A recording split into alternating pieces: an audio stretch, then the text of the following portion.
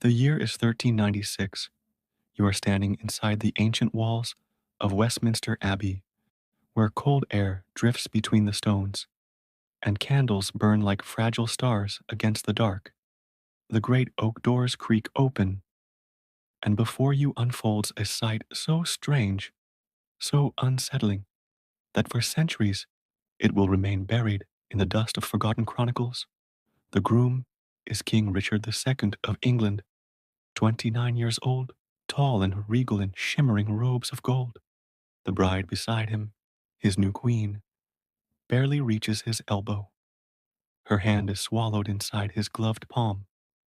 She is only 6 years old. Her name is Isabella of Valois, and today she becomes the Queen of England. For the courtiers, this is not a love story, nor even a scandal. It is politics. For the ordinary men and women who gather to glimpse her, it is little more than curiosity. But for Isabella, this tiny child who wears pearls too heavy for her small head, it is the first step into a life shaped by forces she cannot understand. The great game of kings and crowns has claimed her, and there will be no escape. The abbey trembles with song as priests chant the liturgy. Richard, once seen as a handsome, poetic king, lowers his voice to speak his vows with a gentleness that feels protective rather than passionate. The marriage, everyone knows, will not be consummated. That is not its purpose. This child queen is not here to be a wife. She is here to be a symbol, a treaty in flesh and blood, a fragile bridge between England and France, kingdoms exhausted by 60 years of brutal war. And yet, as the words of blessing echo through the abbey, an uneasy silence lingers in your heart.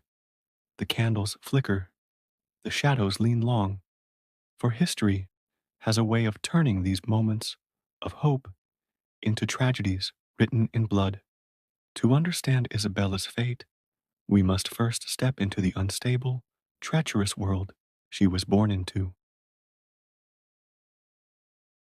Isabella of Valois was born in November of 1389 at the Louvre Palace in Paris, the eldest daughter of King Charles VI of France. But Charles was no ordinary monarch. To his people, he became known as Charles the Mad. His mind slipped in and out of reality with terrifying unpredictability. One day, he would rule with grace and wisdom. The next, he would believe his body was made of glass and refuse to move for fear he would shatter. There were days when he did not recognize his own family, when he chased servants through the halls with drawn weapons, convinced they were assassins sent to kill him. Imagine being a child in that palace, your father one moment cradling you with affection, the next cowering in a corner, lost in visions only he could see. Isabella's earliest memories were not of fairy tales and lullabies, but of whispers, fear, and the sound of locked doors. Her mother, Queen Isabeau of Bavaria, was strong, calculating, and ambitious.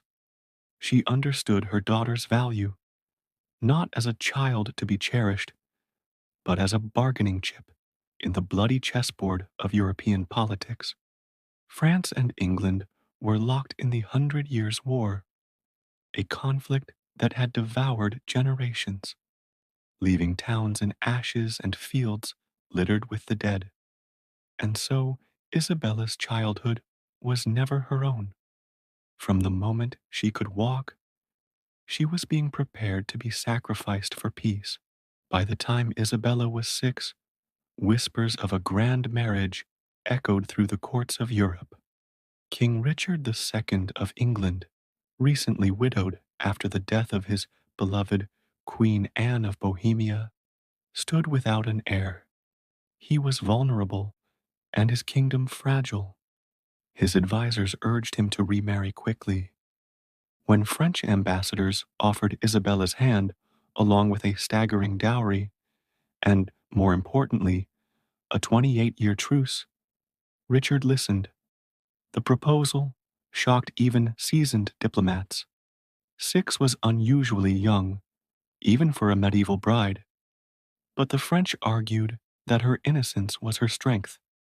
She was a blank page on which a new chapter of peace could be written. Raised in England, she would grow into a queen, loyal to her new kingdom. For Richard, perhaps, there was also something deeper. A wounded man who had lost his beloved Anne, now faced with a child who needed guidance and protection. It was said that when he looked at Isabella's miniature portrait, something in his expression softened. Perhaps he saw not a bride, but a daughter. The negotiations dragged on for months, every clause debated, every word weighed. It was agreed the marriage would not be consummated until Isabella came of age, an assurance repeated again and again to ease English fears of scandal. Meanwhile, the child herself played with dolls in Paris, blissfully unaware that her fate had already been sealed in ink and wax. The wedding, held first in Calais and then again with grandeur at Westminster Abbey, was a spectacle. At just 7 years old, Isabella was paraded through the streets of London, her crown made specially to fit her small head, her train carried by noblewomen who towered over her like guardians. Crowds surged to catch a glimpse of her, and the air filled with blessings and cheers. Some chroniclers claim that people were crushed to death in the frenzy to witness the coronation of the child queen. Inside the abbey, Richard watched her with the patience of a father rather than the hunger of a husband. He placed gifts in her tiny hands, books, jewelry, even exotic animals, and visited her often, speaking to her with a tenderness that made even the hardest courtiers pause. To Isabella, England soon became less frightening, her chambers filled with tutors, playmates, and carefully chosen attendants. She laughed with other children of the court, learned to speak English with the accent of nobles, and even began to dream in the language of her new kingdom. And yet beneath this fragile happiness, shadows stirred. For Richard's reign was fragile, and his enemies patient. Whispers drifted through corridors. Nobles grumbled of his extravagance, his favoritism, his willingness to make peace when war might have brought glory. Isabella's laughter could not drown out the tension that thickened around her, like a storm rolling in from the sea. Still, for a brief moment, she lived as any child might, surrounded by friends, gifts, and games. She did not yet know that every smile, every lesson, every banquet was the delicate calm before a sudden and merciless collapse. And that collapse began to show its face in the year 1399. Isabella noticed it first in the silence, courtiers whispering more cautiously, her ladies avoiding her gaze, Richard's visits growing less frequent, his face pale and troubled. He stopped bringing gifts. He stared out windows as if waiting for ships to appear on the horizon. Then came the night she was shaken awake and told to pack.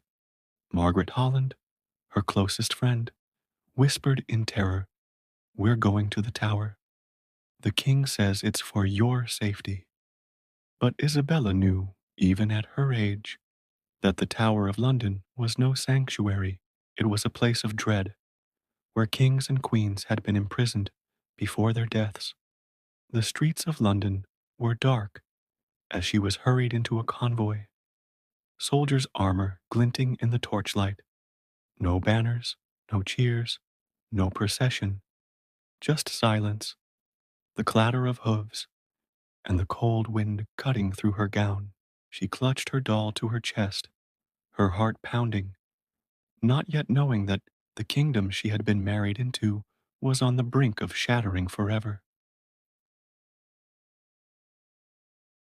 Here, dear listener, is where the shadows deepen, for what awaited Isabella beyond those tower gates was not protection, but the unraveling of her world. Richard's throne was slipping from his grasp, and the little queen's fate would be bound to the fall of a king. And in section 2, we will descend further into betrayal, imprisonment, and the haunting silence that claimed the child queen of England. The year is 1399, and the world Isabella once knew has collapsed. King Richard II, once her protector and her guide, is no longer at her side. His cousin Henry Bolingbroke has returned from exile, rallying discontented nobles to his banner. The realm quakes as alliances shift, and Richard's grip on power loosens like sand, slipping through his fingers. For Isabella, the changes are felt in whispers, hurried movements, and fearful glances. The warm visits from Richard, the gifts of books and jewels, the laughter of her companions, these vanish like smoke. She is taken to the Tower of London, told it is for her safety, but the stone walls, cold and damp, press in with a suffocating dread. The tower is not a sanctuary, it is a cage, and far away, her husband, the King of England, the man who once knelt to place a ring upon her tiny hand, is facing the end of his reign. Richard II is seized, deposed, and locked away in Pontefract Castle. Some say he starved, others that he was murdered in the shadows. Whatever the truth, Isabella is told nothing. At only 9 years old, she becomes both queen and widow, her crown a hollow weight upon her head. He silence of her chambers, Isabella clings to what little she understands. She asks her attendants, "When will the king return?" Their eyes dart away. They speak of duty, of patience, of God's will, but never of Richard himself. Slowly, painfully, the truth seeps in. She is alone.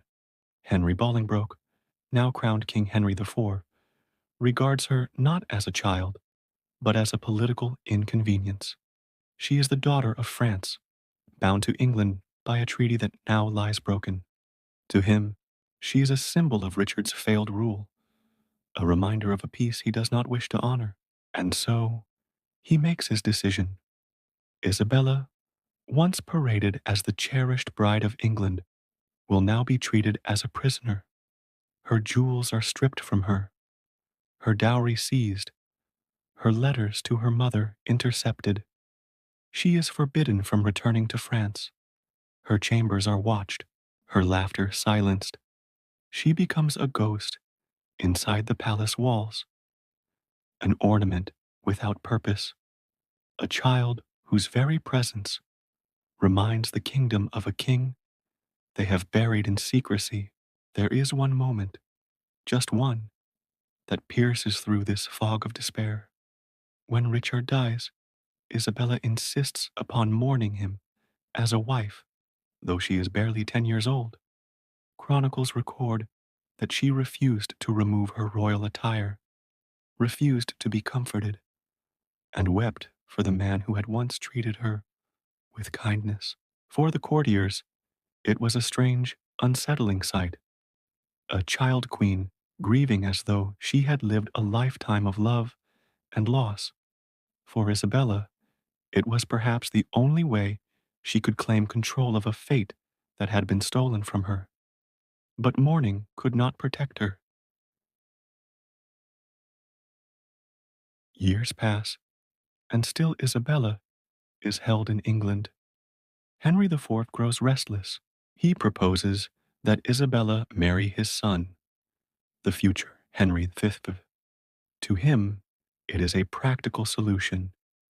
To Isabella, it is betrayal. She refuses outright, even as a young teenager, telling his emissaries that she will never marry the son of the man who destroyed her husband. In this defiance burns the last flicker of Richard's memory, the final act of loyalty from a girl who was never allowed to be a child. Her refusal enrages Henry, and so her captivity deepens. She is guarded more closely, her freedoms shrunk to shadows. But across the channel, her mother, Queen Isabeau of Bavaria, does not forget. Negotiations twist and turn, and finally, after years of pleading and pressure, Isabella is permitted to return to France. At 15, she walks free of England's stone prisons and sails across the channel to her homeland. But what she returns to is not safety. France, too, is collapsing into chaos. Her father's madness deepens, her mother's influence breeds resentment, and civil war looms between rival factions. Isabella, worn thin by captivity, is once again a pawn. In 1406, she is married to her cousin, Charles, Duke of Orleans. This time she is older. This time she might have known some measure of choice. But fate offers her no kindness. Only 2 years later, at just 19 years old, Isabella dies. Some say of illness, others whisper of despair. 19 years old, a queen at 6, a widow at 10, a prisoner through her most formative years. Isabella of Valois never ruled, never raised children, never shaped policy. Yet her life carries the weight of tragedy that echoes across centuries. She was not remembered for deeds or victories, but for the silence imposed upon her. A child forced into the role of queen, used as a treaty, discarded as a threat, and erased before her story could fully be written. It is here, dear listener, that we must pause, because Isabella's story is not only about a forgotten queen, it is about the cost of power, the cruelty of politics, and the way history consumes the most innocent among us. Think of her, walking through the echoing halls of Westminster, her tiny crown slipping on her head, her dark eyes wide with curiosity. Think of her, staring out the windows of the tower, waiting for a husband who would never return. And think of her, at 19, laid in a French tomb, her short life barely a whisper between the thunder of kings and wars. History tells us of kings who conquered, of generals who slaughtered, of nobles who schemed. But in between their names, there are children like Isabella, sacrificed, silenced, forgotten. If you felt the weight of her story, take this moment to breathe and to join me in remembering her. And if you want to uncover more hidden histories like this one, more voices lost in the shadows, I invite you to subscribe, not as a gesture of support for me, but as a way to ensure that the silenced are never forgotten again. And now I ask you, what do you think when you hear Isabella's story? Was she a victim of her time? A fragile piece in a game she never chose to play? Or was she, in her defiance, in her refusal to bend to Henry Thor's will, stronger than history remembers? Share your thoughts in the comments below, because as long as we speak of Isabella of Valois, the child queen who lived and died in silence, she will not be lost to the shadows again.